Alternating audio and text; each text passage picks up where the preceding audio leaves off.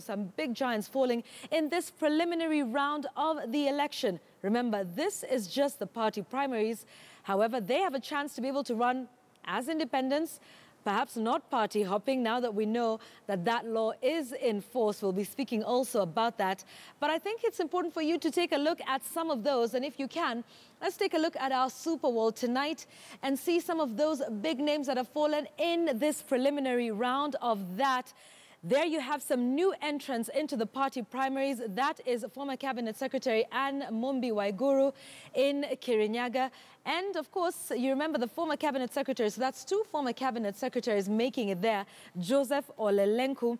I might just add, Anne Waiguru garnered 100,632 votes against Gitari's 46,000, with the incumbent Joseph Ndathi coming a distant third at 17,085. And then, of course, there's also Olelenku, who's there. Let's move to the others and see some new entrants who are there, because there's also Stephen Sang. You've known him as the senator for Nandi County. He was declared winner with 971 votes. He was up against former Cabinet Secretary Henry Koskei and former Cabinet Secretary Felix Koskei as well. He's defeated the incumbent, a big name that's falling there, who garnered just 14,000. Now, Ferdinand Waititu, on social media, they were calling this the Punjab Derby between him and William Kabogo. That is definitely an interesting one to watch. So he's been declared winner in that election. Kabogo, at some point, conceding defeat last night, wishing Waititu all the best, but saying there were forces within Jubilee House, not in State House. He was quick to clarify last night. Let's take a look at some other new entrants who have flawed incumbents. Stanley Kiptis has won the Jubilee ticket to represent Baringo at the gubernatorial level on the 8th of August. He floored the incumbent, Benjamin Cheboy. That was also an interesting race to watch. And then there's Thomas Mwadegu from Taita Taveta. He's the current MP, and he has floored John Mrutu with that. The provisional results showed him with 17,567 votes. The incumbent contested the results, but Mwadegu is reigning supreme. So these are just some of the ones to watch come the 8th of August. We'll definitely be giving you some more of those big names that are falling, some of the new entrants into that, not only at the governor's level, but also across the board. Seems like we will see quite a bit of high turnover, but we will wait and see as the results continue to come in there. All right, so like we promised you, Asha Mwilu is at Nyayo Stadium. That is the tallying center for Nairobi County, and she joins me from there live now. Asha, good evening. It's been quite a day for Nairobi County as far as the Jubilee Party primaries are concerned. So tell us about the activities and the sort of news we'll expect from where you are now. Good evening, Yvonne. Certainly, it's been a big day for Jubilee in Nairobi. We've been running across all constituency in this county to find out how the process is going on. This is actually Nyayo Stadium polling station. So earlier in the day, we had voters coming in, casting their ballot, and then leaving. And just a few minutes ago, we had the polling officers here trying to count that ballot. We'll be bringing you those results as well for Langata constituency. That's for the MP and MCAs.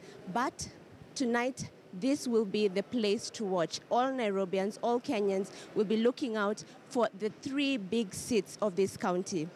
That is who will clinch the Jubilee ticket for the gubernatorial seat, for the senatorial seat, and for the women representative seat. Remember the three bigwigs in Jubilee that are vying for the gubernatorial ticket. Mike Mbuvi Sonko, who is the current senator, trying his luck at the governor's seat. We have Peter Kenneth, and we have Margaret Wanjiru. The senator's seat also very interesting from Jubilee. We have 5 candidates eyeing that seat, eyeing the ticket, the Jubilee ticket. Johnson Sakaja, of course, we know him as a nominated MP. Kavemba Mutinda, there's Badi Ali Shiobo, William Mwahome Kabera, Gerald Midhamo Mushiri. Those are 5 candidates for the senatorial seat here in Nairobi County. And then really interesting to watch out the women representative seat, which this time around for the Jubilee ticket, it's really attracted a lot of women.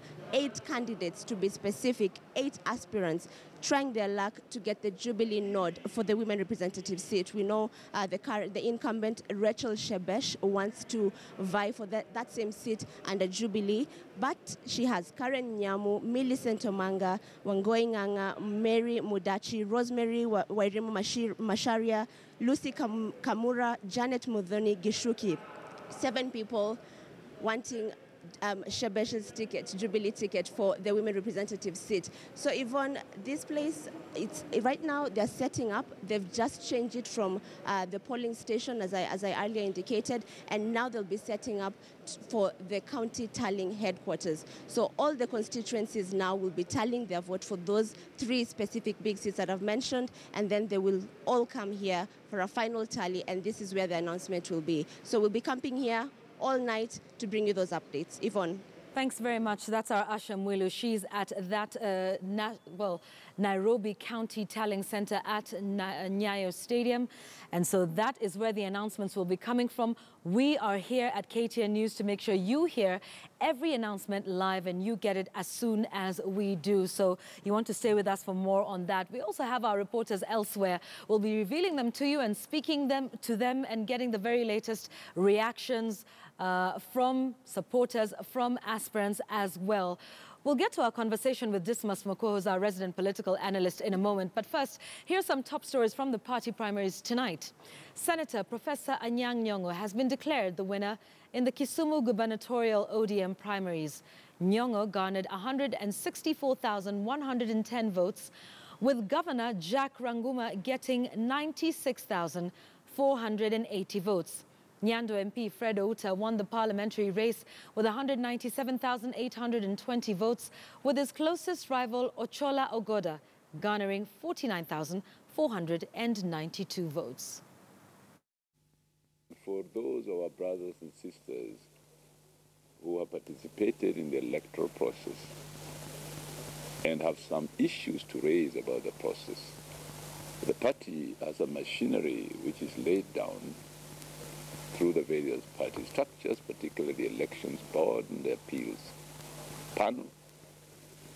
And it is in our view that these processes should be exhausted as much as possible so that we do not forget grievances that may be raised during an electoral process. But we thank the people of Kisumu for keeping calm and keeping peace. And we ask for this peace to prevail in the interest of the development of this county and the interdependence that we enjoy as the citizens of Kenya.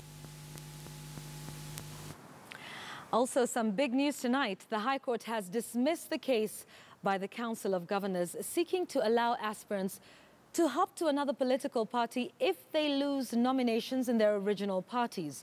The court ruled that one cannot be a member of 2 political parties at the same time. This petition is premised on a clear misapprehension of the law. In view of my findings here and above, I find that the petitioners have failed to demonstrate that the challenged section is unconstitutional or in any manner infringes any provisions of the Constitution. The upshot is that the petition has no merit at all, and I hereby dismiss it with costs to the respondent and the interested party.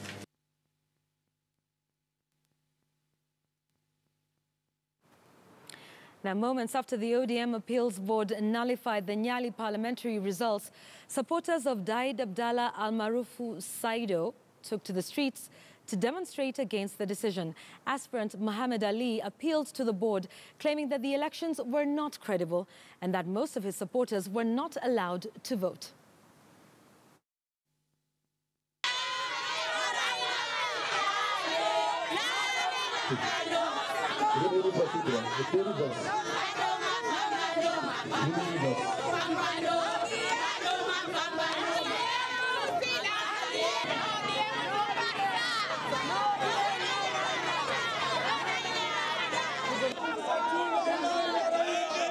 Tarehe 22 tulijitokeza, tuka exercise our democratic right na tukamchagua Said Abdallah aka Saido Sisi wananyali tunajua ni kipi tunalotaka.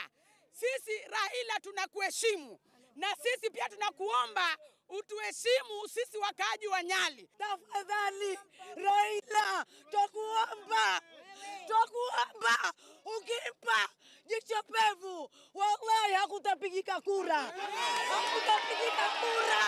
Tuko na machungu, shida tusijua sisi. Kwa nini Raila watudhulumu haki yetu? Uchaguzi ulikuwa ni wa haki, sauti ya wananchi ilisikika. Hatutakubali repeat elections. Ile certificate yetu tunajua tarehe 8 mgombeaji wa kiti cha ODM wa Nyali MP ni Said Abdalla Saido. Hatutakubali. Politics can be an emotional issue. Now, former Starehe MP Bishop Margaret Wanjiru has been arrested. Wanjiru was nabbed at the City Park polling station on claims that she disrupted the voting and destroyed electoral equipment. She's alleged to have arrived at the station just as the voting was drawing to a close this evening. Wanjiru is reported to have claimed that Jubilee Party officials are favoring one of her opponents in the Nairobi governor's race. According to the Nairobi County Commander Japheth Koome, she is currently being held at the Parklands police station and is expected to be arraigned in court tomorrow morning.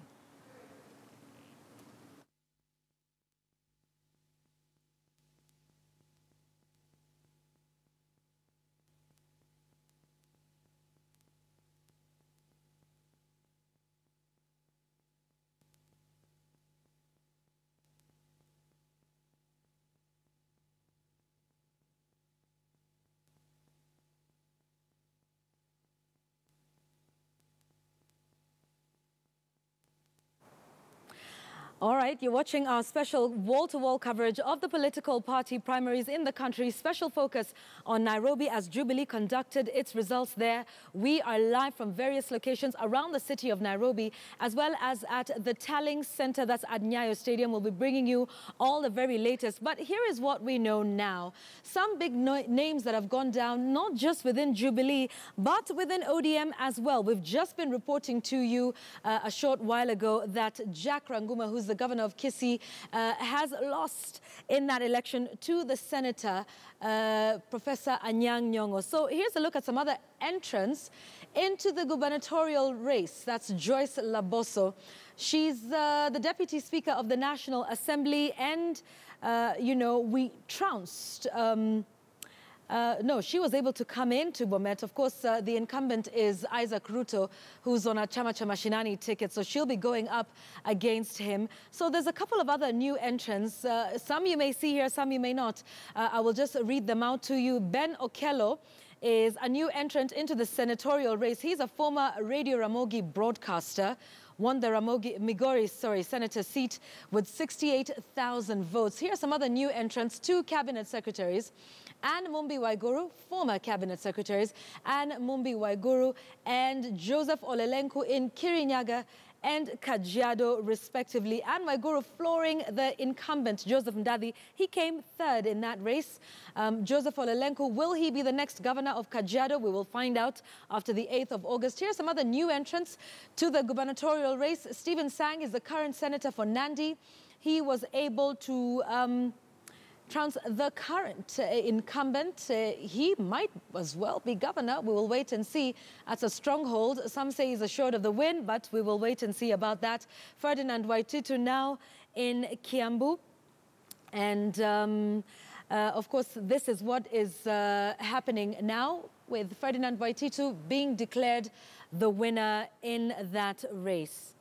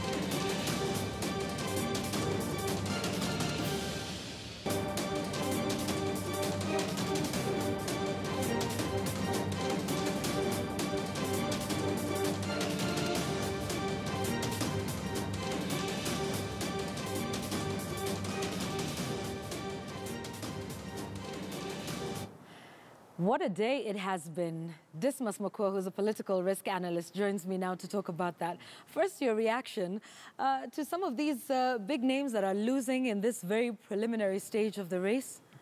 Well, there are two things which come out. Number one, it seems to be the case that Kenyans are saying to politicians, it doesn't matter how big your bank balance is. You could be having all the money in the world, and you could come during the election time and you want to compromise everybody.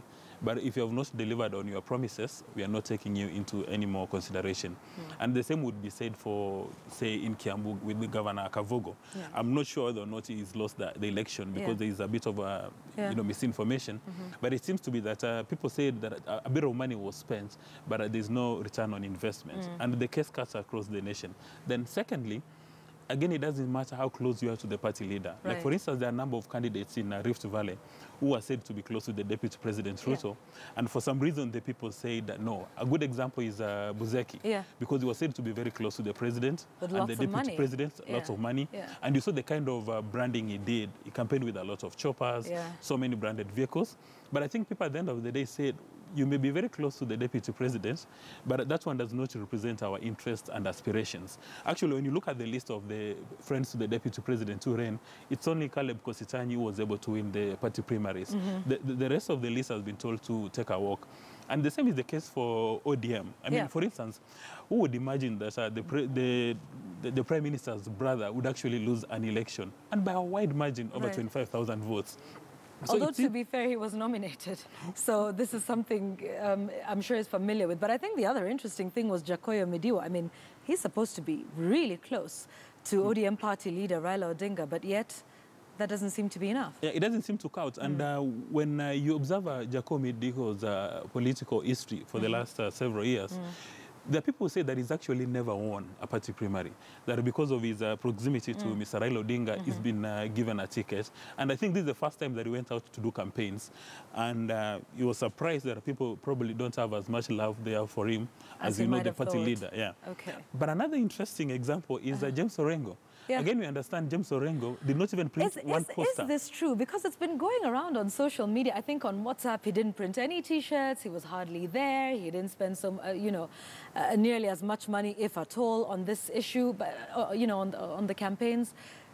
Any truth to that, Dismas? Yeah, there was an opinion poll which was done about 4 weeks ago by Tifa Research, when people in Siaya were requested to give their view as to whether or not he stands a chance in becoming a governor. You remember at some stage he had indicated he wanted to become a governor, and he came a poor fourth. And people said for gubernatorial position, we are not very keen on you. But for the senatorial position, he got 80%. So he didn't really have a serious competition.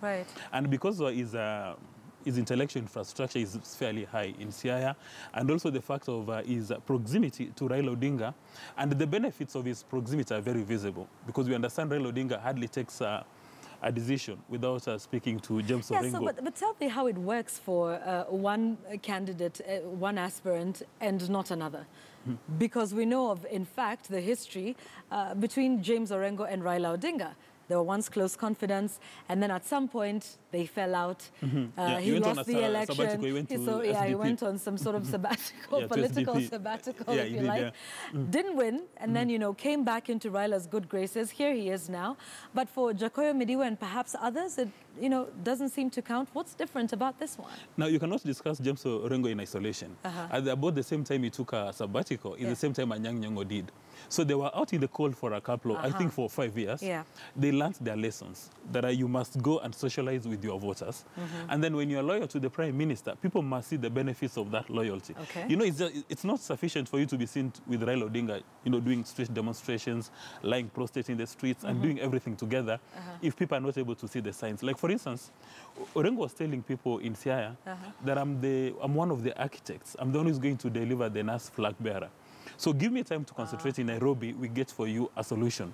And if you've interacted with members of the Luo community, they like that kind of conversation. They say, one of our sons, a bright chap, is there. And when you look at also Kenya's liberation, if there's anybody who has stayed, paid high fidelity to our liberation, right from the time he was in university, James Orengo.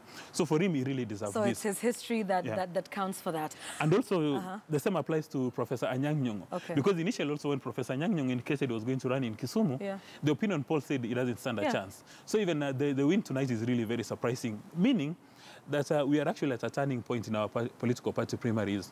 Because you recall in the last election and other prior elections, people would meet at a restaurant and take a decision and agree this is our lineup. And the voters were given the opportunity merely to endorse that these are the people we are looking at and we are endorsing. Some sort of rubber stamp. Yeah, but this time round, the voters have said no. They've told the political leaders, they've given them a polite but firm no.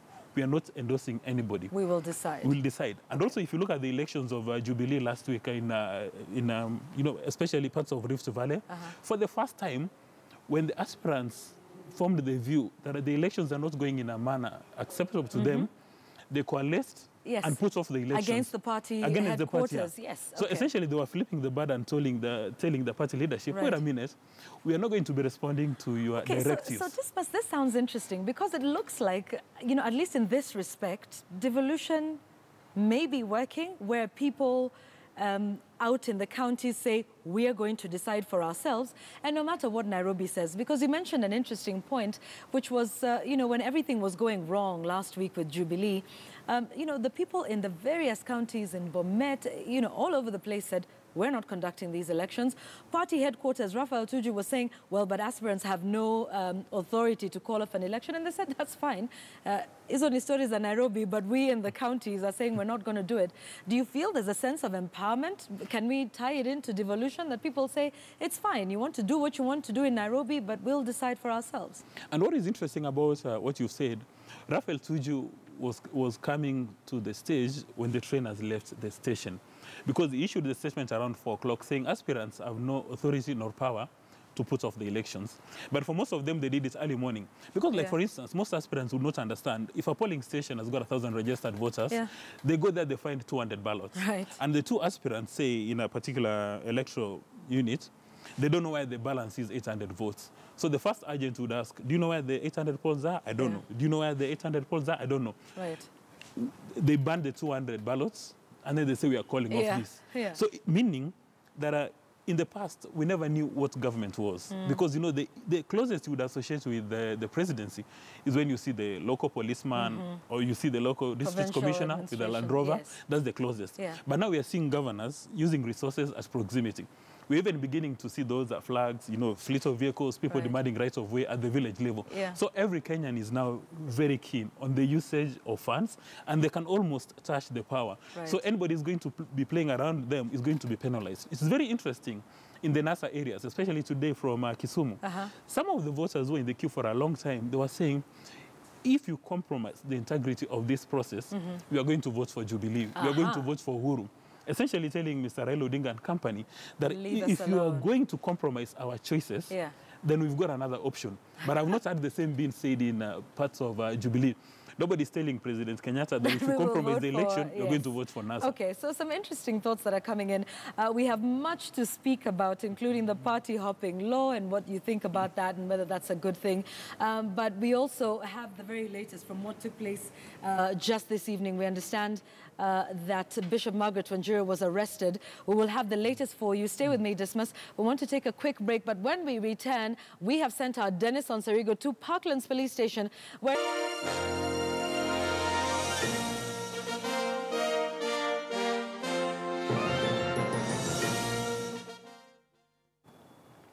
Welcome back to our special wall-to-wall coverage of the political party primaries. We're glad you are keeping us company. We will be here for as long as it takes to make sure we keep you up to date with all of the very latest. Like we told you, some news this evening is that Bishop Margaret Wanjiru was arrested just this evening. She's now being held in Parklands Police Station to be arraigned in court tomorrow. She's alleged to have stormed a polling center there in the evening, just as voting was about to conclude. We will be getting you the latest. Our Dennis Onsarigo is headed there to the Parklands Police Station to find out more on that issue. But we also want to keep you up to date with what's happening outside the county of Nairobi. And for that, let's go to Elvis Koskei, who is in Uasin Gishu County, I believe, for the very latest from there. Elvis, tell us exactly where you are situated this evening and what is the very latest. Has vote counting and tallying began? Thank you very much. I'm the county's tallying center in Eldoret Polytechnic, where we have several aspirants, and we include winning, where we have Gladys Beausoleil, who has managed to secure.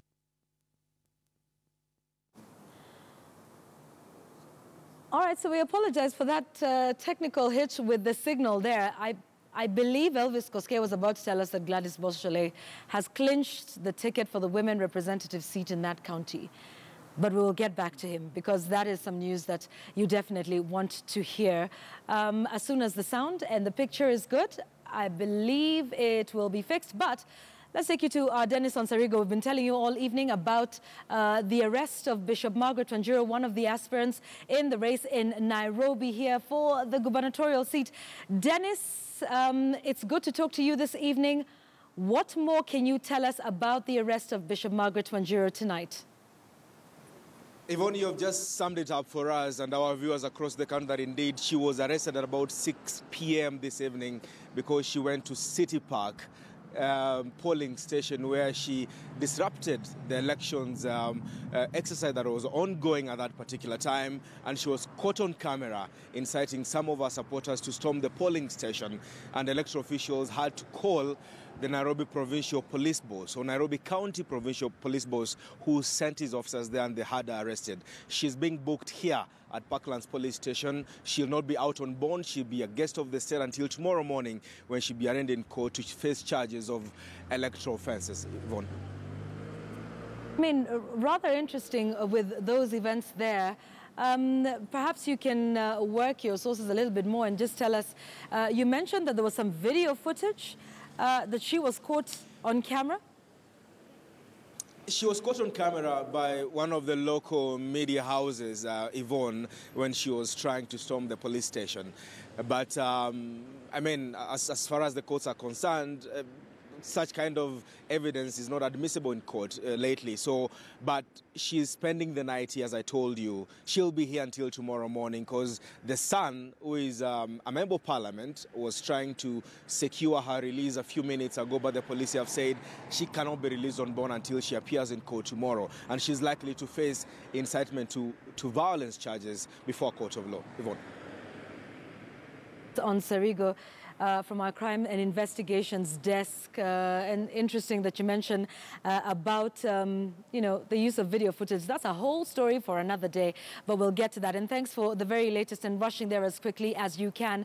So once again, Bishop Margaret Wanjiru spending the night tonight in Parklands Police Station to be arraigned in court. Her son, who's a member of parliament, tried to get her out.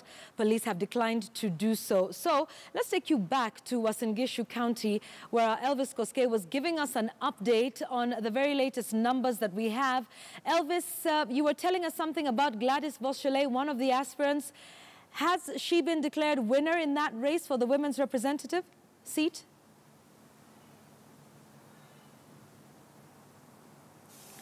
Women representative and also ward aspirants in this county are all here to gather some of the votes which they managed to score in some of the constituency level. And with me, we have Margaret Kamar, who is the winner in the outcome of the senatorial race. You managed to beat Mheshimiwa, or His Excellency Keme, in this match. How do you feel about it? I feel very proud of the people of Uasin Gishu County. The fact that they gave me a margin of over 20,000 votes shows that they really trust me, and I want to give them an assurance that I will work for them as I had promised. I'm very, very delighted today because as we've gone round campaigning, I have assured the people of what I would like to do for them, the agenda that I have for the people of Uasin Gishu. In particular, the legislation agenda, which is very, very crucial as devolution is only 5 years old. So I'm so happy that they've given me an opportunity. I have been a consultant with the Council of Governors, a consultant with Senate, and a consultant with MCAs for the last 4.5 years. And that gave me an opportunity to explore the different jobs, and I feel that I will do much more for this county from this position of Senate, particularly the legislation side and also the oversight Lady Margaret Kamar, last time you ran for the gubernatorial, which it was unsuccessful. What pushed you this time round to run for the senatorial and which you secured a win? Thank you very much. It all arose out of the fact that I was a consultant with the three groups, because I was a consultant with the governors and the senators, and I saw where my strength is. And my strength really is in representation, legislation, and also in oversight. Because when it comes to the devolved funding, currently we don't have enough structures that govern how we spend and even how we use the resources that have been brought down. So for that reason, I would like to be part of the legislative agenda that will guide how the devolved functions will be done.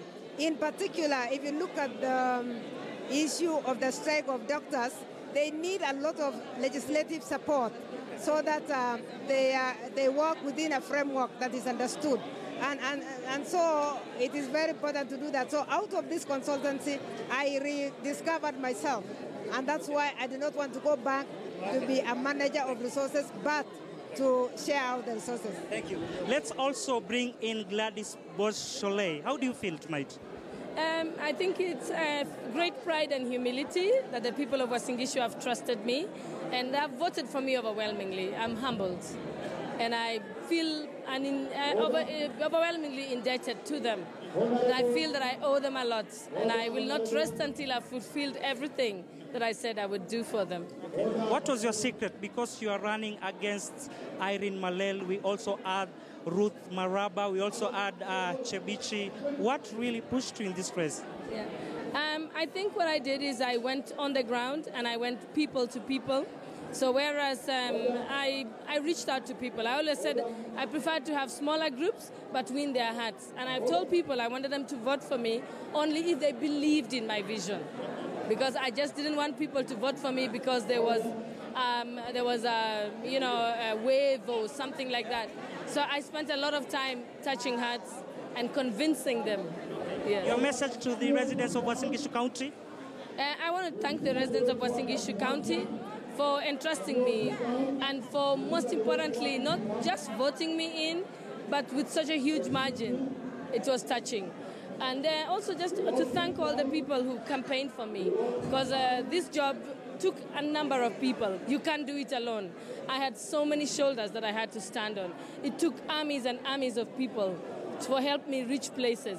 People who helped me that I'd never met before, but believed in me. And I just want to thank each and every one of them.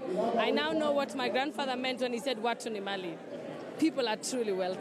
And this is what got me here. It's all the people who stood by me, and most importantly, my family, who kept me grounded and kept me sane. Thank you. Let's also bring Chepkut, who floored Samuel Chepkonga, the chairman of Legal Affairs Committee in Parliament. How do you feel, Mr. Mayor? Indeed, it is my singular honor to thank the people of Ainapkoi for giving me the honor and electing me to serve them. In fact, it is a fulfillment from God that I have a calling to serve humanity. And my blueprint is as follows.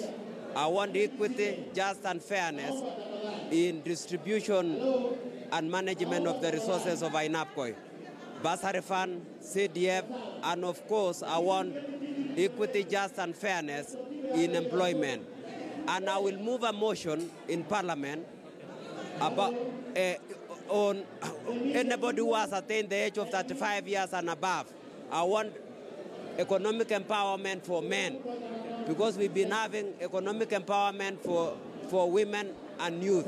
This time round, I'm going to move a motion in Parliament for economic empowerment for men only. Okay. Yes. Thank you. We'll get back to you later. That was William Chepkut, who floored Samuel Chepkonga, the chairman of Legal Affairs Committee in Parliament. We also had Gladys Bosch-Soleil, who secured a win, and the incumbent Jackson Kiplagat Mandago. We'll keep you up to date of what will be happening in the County of Champions.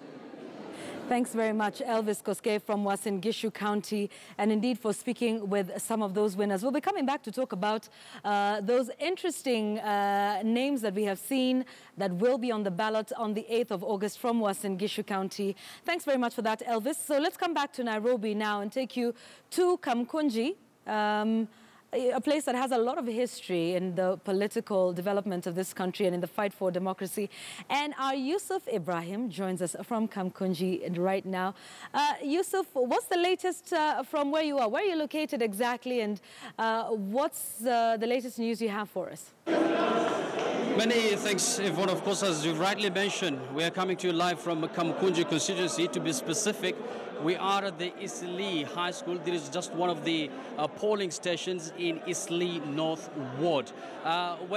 You've been talking about the epic battle between, the gubernatorial candidates, that is Mike Sonko and Peter Kenneth. But here in Isli, we have, or rather people here have their own kind of mini epic battle. That is between the incumbent, that is the Kamkunji Member of Parliament Yusuf Hassan, and Simon Bugwa, who is, remember, was a former Member of Parliament who served between the year of 2008 to 2011.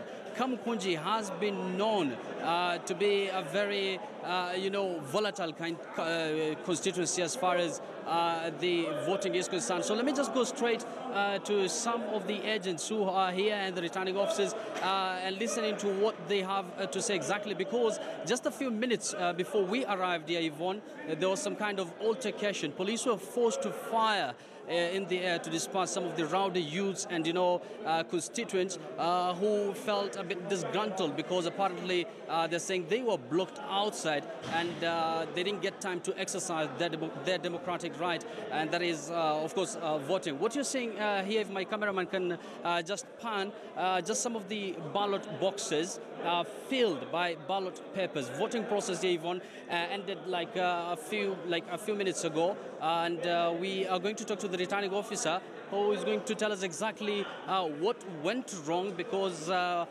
we understand from the National Elections Board they had clearly indicated that voting was supposed to start essentially from 5 to 6. So let me just get hold of Mr. George here, who's a bit busy because they're about to start the tallying process. Now, Mr. George, you are the returning officer, I understand. I'm sure you're very busy. So let me just have a few minutes from your time. So what really went on? Because we're getting reports there was some kind of altercation earlier. No, thank you very much. I'm the presiding officer in charge of this station. Yes. Now, as I speak for now, the procedure has been okay. With a few logistics here and there, we started around 7:30. We have locked our gates at around 6, the normal time, stipulated time. Those who are inside, we have allowed them to vote. Yes. And with the organization of this thing, there has to be challenges here and there. We have tried with the party agents, the aspirants agents, everybody who is concerned. We have tried to minimize the challenges. The exercise has gone through well. The last person has voted at around 8. Yes. You can see all over. The boxes are there, I've displayed them. I'm trying to do my data and wind up. Yeah, Mr. Yes. George, the National Elections Board had clearly indicated that the voting process was supposed to start at 5 and end at 6. But to be precise, at this polling station, the voting process ended at 8, as you've already said. What went wrong? Allow me to correct. The voting process was not to start at 5. Yeah. It was to start at 7. Close at 6. I started around 7:30 because from the place, Stalin Center, where I was picking the materials, there were delays here and there, which I understood. One thing, I arrived here at 7:30. We tried to analyze, understand one another with the engines. We started the process. So let me just cut you short. What time do you expect the tallying process to start? I'm not definite about the tallying process, but if we start in the next 1 hour or 30 minutes, I can give it at around midnight I might be through, but I'm not sure.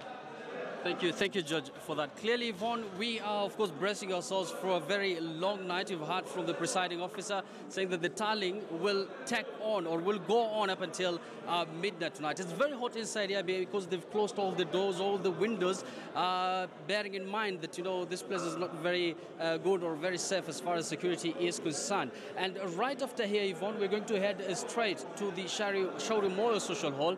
That is the tallying center, the official tallying center of Kamkunji constituency, where results from all the polling stations from this constituency are going to be trickling in. Maybe from 11, 12, we're not quite sure. So we're going to wait for the presiding officers to finish their job, and that's when we're going to relay the results, and they're going to trickle into the Shauri Moyo Social Hall.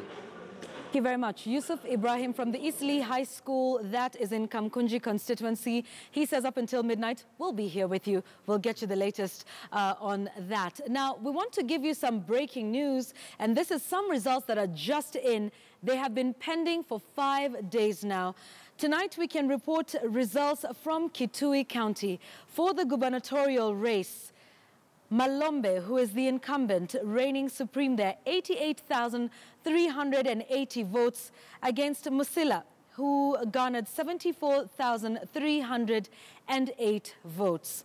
For the senatorial seat, Enna Kwambua, who was a former editor, managing editor here at the Standard Group, will now fly the senatorial ticket for Wiper Party on the 8th of August after garnering 99,694 votes against his closest challenger, Paul Mutisia, with 38,545 votes. So let me give you that breaking news here once again. These are results from Kitui County. Remember, we've been waiting for these results for the last few days now.